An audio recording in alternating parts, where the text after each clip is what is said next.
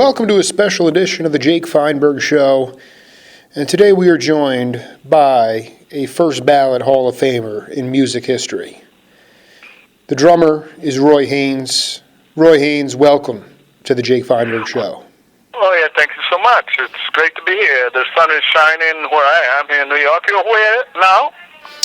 Out in the Southwest in Tucson, Arizona. Oh, okay. That sounds exciting. Well, it's not as percolating as New York, but it's exciting nonetheless. You know, Roy, I wanted to go back in time and ask you a little bit about the word jazz itself. It is the only true American art form, and it is a black American art form.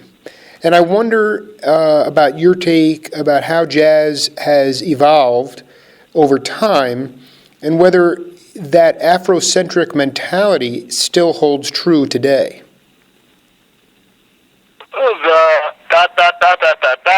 Two words. 1, 2, 3, 4, 5, 6, 7, about 7 syllables there. Oh boy, the question again. Ask me the question in a jazz form, jazz feeling. You got it. Okay, jazz. Yeah, it's the only true American art form. It is a black American art form. Well, yeah, whatever. That's true, I guess. But anyhow, it's a jazz art form. Yeah. But go ahead. But I'm not much of a speaker. I'm more of a player. I consider myself, some of the artists can come up and they can really talk interesting, or they think it's interesting, or the audience does, but, I don't think I'm really great at that. I'm just a natural player. Talking about the leadership that was present, going back 50 years, Dizzy Gillespie, James Moody, Charlie Parker, but okay, I know about all those people. Yeah, go ahead. So what I'm saying is, you are one of those from that generation, and I wonder, in your mind, what you try to pass along to younger generations, not about technique or scales, but about the intrinsic values of love and soul and leadership, if at all. What do you pass on to the younger generation? How do you mentor them? Well, I'm not the type of person that analyzes any of those type things. I just live it. I've been playing this music, so-called jazz, since I was a teenager. I'm not much of a speaker about it. I try to speak with my music and the instrument I play, and so I'm not the type of person you can just wind up and, I can discuss it that way. My discussion is the way I play. And there's some people, there seem to be a lot of people that I've run into throughout different parts of the world that seem to understand it. I'm not much of a talker or a speaker, even though I've been playing music since I was a teenager, so you sound like a professor or a teacher in a class, asking one of the students a question. I can't answer. I'm a player. That's the way I speak with my instrument, my music, my recordings and whatnot. I remember seeing a video of you putting on a Jack Kleinsinger performance, and at some point Howard McGee and a couple of other guys, Jimmy Owens, left the stage, and it became a trio of you, Richard Davis, and Ted Dunbar, and you, as far as I knew, you guys started playing a bluegrass song. It was a country song, and it was the most incredibly elastic, burning thing I've ever seen in my life, and I'm trying to get inside of the ability of you guys to communicate on a musical level and being secure enough with yourself to be yourself on that level. Well, you know what would have been great if those guys were on the line with us at the moment.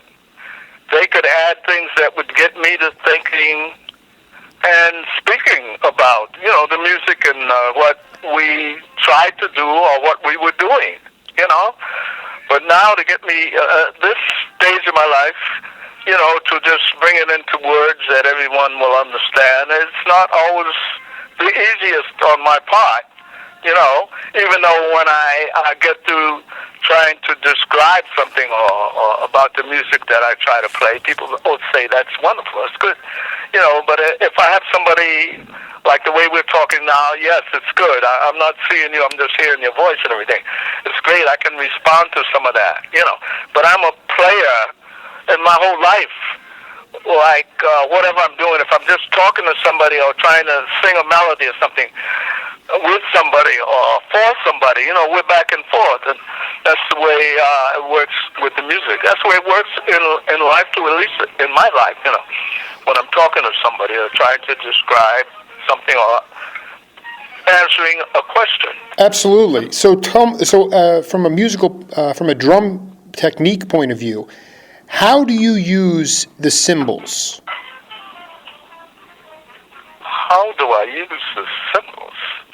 I'm more of a player. I do it, and I don't usually talk about it. Even to the musicians that I work with or musicians that work with me, since I've had groups, for many, many years, I don't do that much talking about it. I'm a old-time player, but I'm very modern. I'm very, creative, and I can say that, yes, I am. And I'm not the type of person you can just press a button and I can come on with words. That's not Roy Haynes. There was an individual streak amongst each of the people.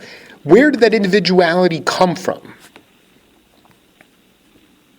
Well, I would imagine it comes from the heavens above within you, a feeling, I'm not much to describe and try to describe where it came from. It comes from within, If I thought I would probably just write a book about that. But I'm a player, I'm not always the best speaker or talker. I don't know if I answer the questions. Well, maybe some people can get something out of what I try to say or how I try to describe, what this music, or at least what I'm trying to do, I'm not much a talker on that. I just try to do it there. And I know there's some people throughout different parts of the world that seem to understand or appreciate what I've been doing and what I do, and that's great. That's a great reward to have been playing from a teenager to the age that I am now, and audiences all different parts of the world, come to check it out. Young ages, I have some old people my age maybe that are in the audiences as well. That's a great feeling, to have a packed house someplace. And you got young, mostly younger people, and there's some people a little older, maybe my age, maybe sometimes older even, and that's a great feeling. Would you say that in Japan and Europe, are those the places in the world, or even in the Middle East, where have you seen some real exciting things going on, or people that are receptive to your music outside of the United States? Well, those places that you name, different parts of Europe, of course. Japan, yes. I've been going to Japan for many, many, many years. The audiences there have been very great, very warm, and they seem to really enjoy it, as you can probably tell. I've been going to Japan since way sometime during the 40s. Wow. Yeah. Yeah, go ahead. I started to say, I'm from Boston originally, and a band leader by the name of Louis Russell, L-U-I-S, Louis, who played with King Oliver, played with Louis Armstrong in the early days. They were buddies, I think. He had heard about me. I think somebody told this band leader, Louis Russell, I think it was an older person, older than myself, we had played together in Connecticut, I think maybe New London, Connecticut, during the war at some point. And that's before I had come to New York to live before this band leader, Louis Russell, had heard about me. I think this same person I'm thinking of told Louis Russell about this young drummer in Boston, Roy Haynes.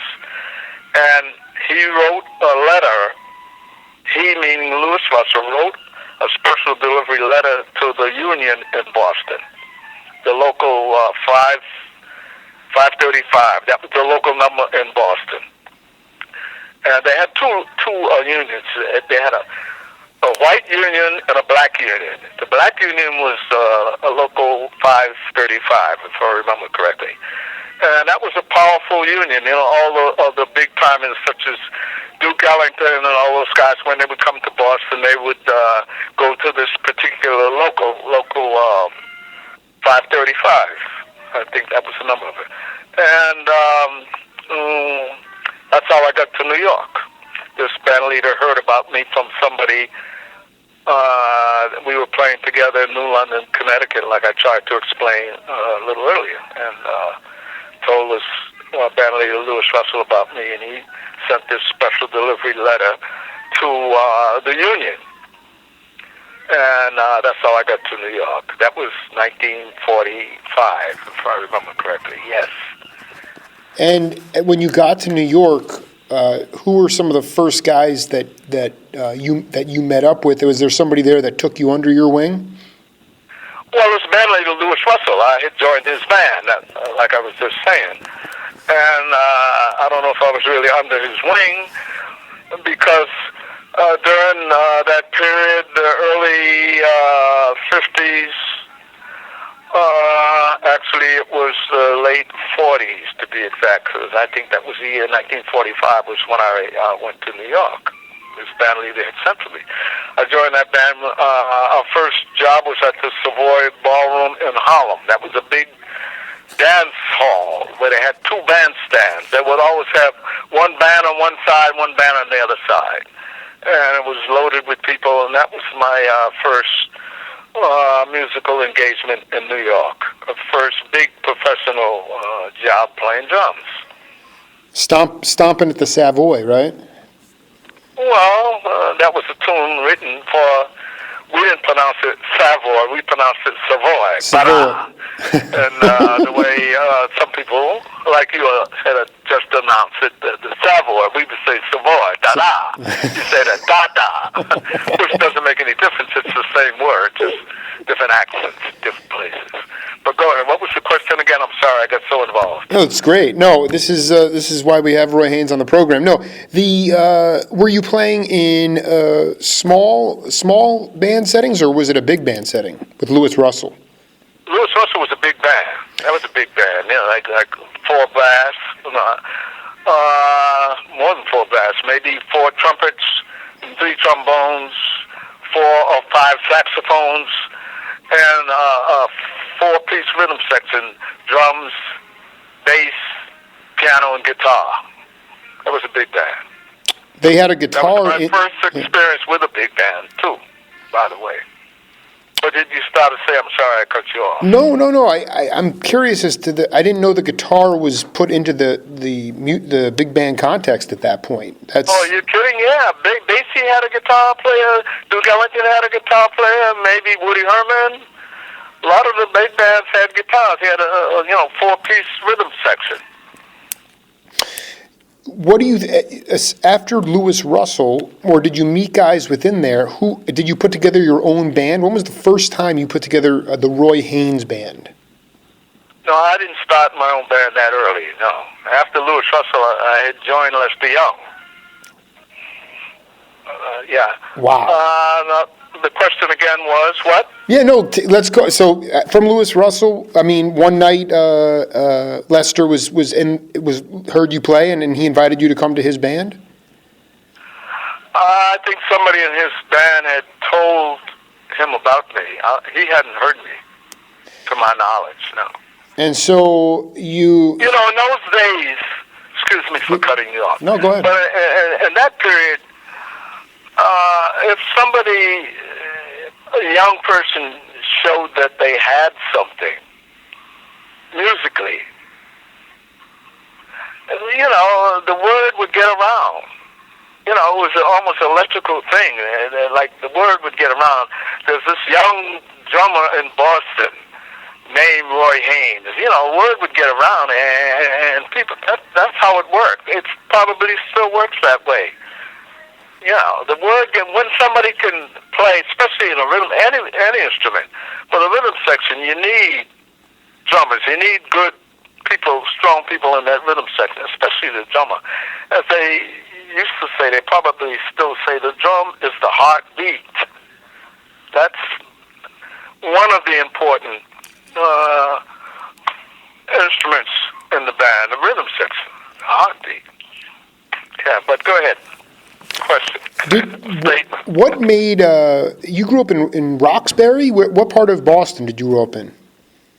That was it. That was part of Boston where I grew up. Right, and I went to Boston University in Roxbury. I'm just curious, as back then, you could just walk down the street and there'd be music outside of storefronts playing. You were inundated with all different types of music, and I'm just trying to get an idea of the types of music that you really dug on as a youngster when you just started playing the trap set.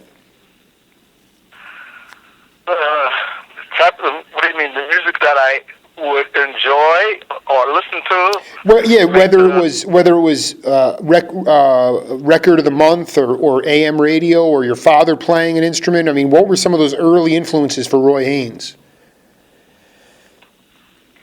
Well, the radio then. You know, we're talking about the late 30s going into the 40s. You know, when I was teenager. I come to New York, I think I was about 19. It's only a couple hours from New York. An hour on a plane. Well, they had the great schools there, music schools, you know. As you probably know, I can't even think of the name of all of them. They had Boston Conservatory, New England Conservatory. Those are two different places, just to name those two. Exactly. It was, I don't know, it was a great place. It was great growing up there. I loved it. You know, and I was glad to leave there, and I was always glad to go back and show people I made it. When you pivoted to the hip jazz ensemble, I forget all the characters in that band, but you know, what was your take on the idea of bringing in different types of percussive instruments, ethnic instruments from the Cuban, like congas and bongos? George Shearing did it. Did you ever play with a conga player like Candido or anyone like that? So we had probably some ties together musically. At the moment I can't. And it wasn't nothing lengthy that we played together. First of all, my approach to the instrument, if I would be playing with another drummer, that probably would bother me. You know, so I like to be the drummer, especially, you know, my early... I've done some recordings, some of my own recordings with somebody playing a conga drum or something like that on some tunes. My own recordings have that, but not on everything. Maybe not throughout the whole tune, you know, because there's some statements I want to make, and I want that to be clear. You know, it's like talking or singing, you know, to me. So maybe I want my voice to be heard then on the instrument, and not somebody in the way. And there are some other tunes where, yes, we're playing together. It's good. We're collaborating. The two different type of drummers. Right. It's just, yeah, I mean, it's varieties of spice of life. You know, I like to give it, you know, a lot of conversation. I only asked that question because, you know, I'm curious as to whether you were interested in that burgeoning salsa scene that was happening at the Palladium with Tito Puente and Mongo Santa Maria, and I just figured you always wanted a piece of the action, and you know, but you know, whether you enjoyed having some of these guys who were, you know, coming up from, you know, Cuba and playing different rhythms, you know, and you always seemed like somebody who was unafraid of that kind of stuff. I love drums. whether they're hand drums or what, you know. So it was exciting to me from day one when I first started hearing those bands playing like that, Cuban bands or whatever nationality the bands were. If they would have some hand drums, some conga drums and bongos and things like that, it was exciting to me. What was your relationship like with Max Roach? Max was like a brother to me. He was like a brother that was a year or two older than me, like an older brother. In fact, he's the one that got me to replace him with Charlie Parker. That's one of the things, you know. He was playing with Bird, and he recommended you for the gig? He was the drummer with Bird, and he was getting ready to do, I think, one of his own project or something else he was going to do, and he told Bird to get me, or he called me up, I forget exactly. Yeah.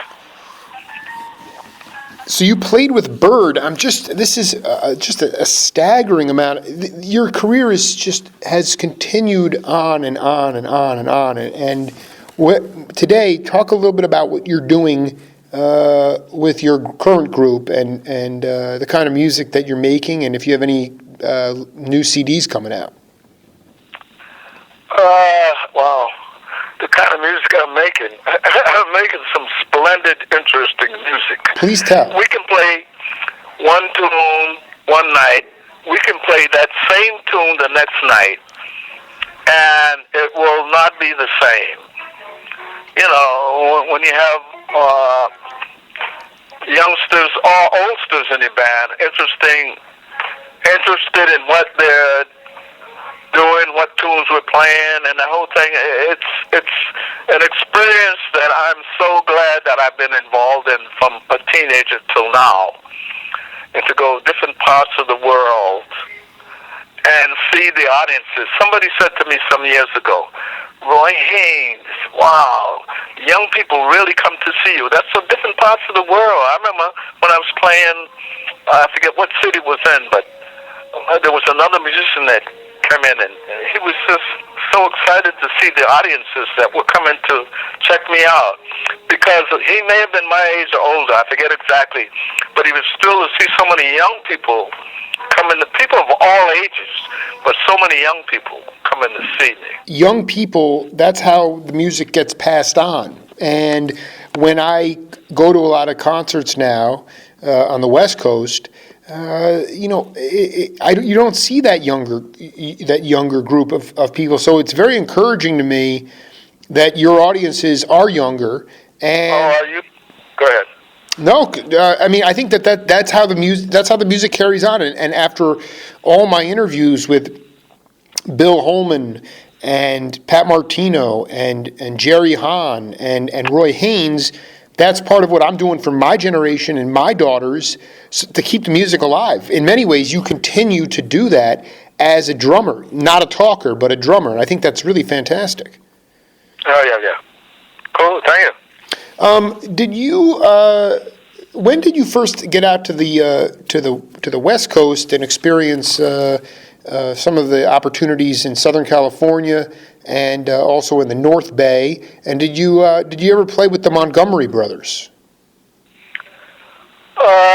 No, I knew Wes very, pretty good, and they had their own project. No, we never worked together that I can remember. No, because I was so busy from the time I got to New York playing with other people. So I was with Lester Young for a couple of years. I was with Charlie Parker for many years, off and on, and I stayed busy.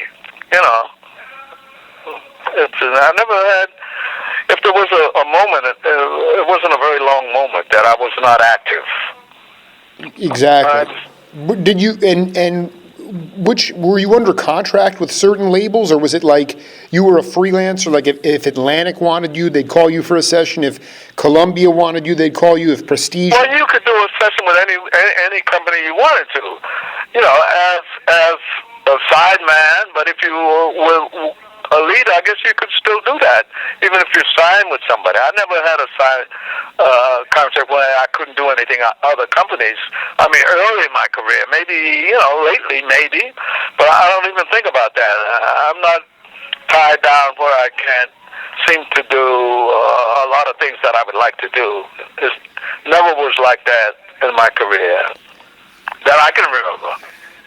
Do you listen to? Do you go check out music still now, or is it mainly you playing on your own? I don't go out too much, but I listen. I listen to a lot of new recordings that are played on the radio, and periodically I do. I don't remember getting dressed up to go to hear certain people, even though I probably do it, maybe. Well, no, because that's this career has been so great for me from the 40s till now. It still feels fresh. Traveling periodically all over the world and having meeting new people, having different audiences, all different parts of the countries that I go to. It's nonstop. It's not dull at all. But one thing that was always fascinating when I listen back and I hear, if Miles Davis was on the West Coast, he'd go into one of these late night jam sessions just to check out the new people, and I'm wondering the people on the scene, and I'm wondering back in the 60s and in the 70s, who were you? Not necessarily a drummer, but who would you go and come see if they were on the East Coast? I mean, would you come see Cannonball, or were there specific people that you sought out to go see live because you just liked their style and their soul? I've been so fortunate to have played with the people that I played with, from the 40s. Well, I came to New York in 1945, and it's barely descent from me. That sometimes there's a new musician that you hear a lot about.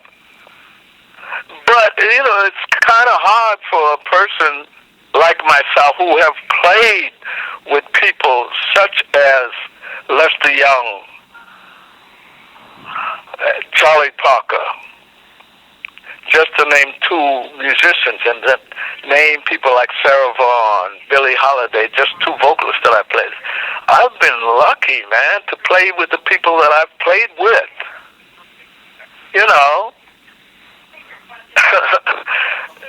It's been wonderful. It's been wonderful. And I'm thankful for every moment. Great audiences, different parts of the world where I've been, from here to Japan and to Africa. Oh my God, it's great. Where in Africa have you ever gone to Nigeria or Lagos? Senegal, I've gone to. And talk about. It's hard for me to. I'm not a good talker. I just try to be a player. I don't consider myself a talker. I think you're great. I think you're a great talker. And if we were just sitting down on TV together, we could look at each other and we come up with things. But to put me on the phone and say talk about this stuff, I don't consider myself a great talker. Mm-hmm. I can try to answer questions and discuss a little of that, my experience with this and that, but, just to get me to talk like that, it's not Roy Haynes' cup of tea. Put it that way. Mr. Haynes, we'll revisit this soon, maybe face-to-face or over the phone, but I can't thank you enough for joining us today, and I know a lot of people in Tucson are real happy to hear your voice.